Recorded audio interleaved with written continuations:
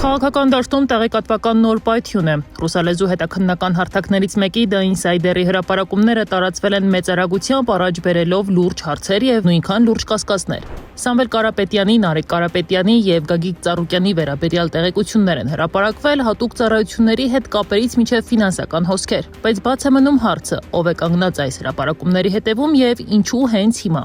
The Insider-ը հայտնի է որպես ռուսալեզու հետաքննական հարթակ, որը պարբերաբար հրապարակում է բարձր քաղաքական ռիսկ ունեցող նյութեր, հիմնված արտահոսքերի եւ փաստաթղթերի վրա։ Հրապարակումներից մեկում պնդում կար, թե Սամվել Կարապետյանի Ռուսաստանի քաղաքացիության ձևակերպման գործընթացում որպես աշխատավայր նշված է եղել Ռուսաստանի Դաշնության ներքին գործերի նախարարությունը, ավելի կոնկրետ Ռուսաստանի անվտանգության դաշնային ծառայության FSB-ն։ Այս տեղեկությունը, սակայն, մինչև այժմ չի ստացել պաշտոնական հաստատում որևէ պետական կամ դատական աղբյուրից։ Այս նյութերը շատ ակտիվ տարածում են միայն Հայաստանի գործող իշխանության ներկայացուցիչները։ Փոխարենն անձամբ Կարապետյանն է մեկնաբանել, նշելով, որ FSB-ի հետ մեր երկրում կապ ունի միայն Նիկոլ Փաշինյանը։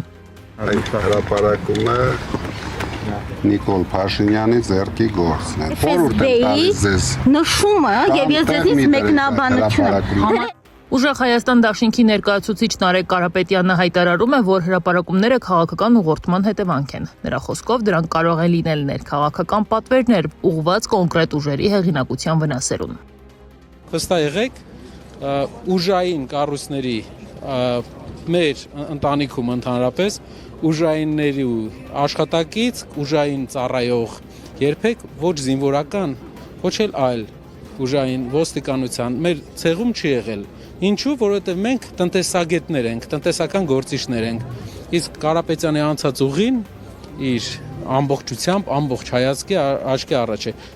Այսօր տեղեկատվական դաշտում հաճախ դժվար է տարբերել որտեղ է ավարտվում հետաքննական լրագրությունը եւ որտեղ է սկսվում տեղեկատվական ազդեցությունը։ The Insider-ի նման հարթակների նկատմամբ էլ վերաբերմունքը ծայրահեղ տարբեր կարող է լինել, թե որպես անկախ հետաքննող լրատվական հարթակ, թե քաղաքական ազդեցության հնարավոր գործիք։ Տվյալների շտեմարանները այնքան շատ արտահոսքներ են եղել, որ գրեթե կամայական մարդու մասին կարելի է գրեթե ամեն ինչ պարզել։ Իհարկե, միշտ կա վտանգ, որ օրինակ արտահոսքի մեջ արտահոսքը անողը կարող է փոխակերպել, ներդնել ուրիշ տվյալներ, ինչ որ մարդկանց վերաբերել։ The Insider-ը ռուսալեզու հետաքննական մեդիա է, որը հիմնադրել է ռուս լրագրող Ռոման Դոբրոխոտովը 2013 թվականին։ Այն գործում է հիմնականում Լատվիայից, ոչ թե Ռուսաստանից։ The Insider-ի շուրջ դատական գործեր էլ կան։ Օրինակ, ռուս միլիարդատեր Օլեգ Դերիպասկան դատի է տվել The Insider-ին իր մասին հրապարակումների պատճառով, որոնք վերաբերում էին պատժամիջոցների խախտման եւ կոռուպցիոն կապերի ենթադրություններին։ Դատարանը բավարարել է հայցը, նշելով, որ ներկայացված պնդումները բավարար փաստական հաստատում չունեն։ Կայքին պարտադրվել է հեռացնել նյութերը եւ հրապարակել հերքում։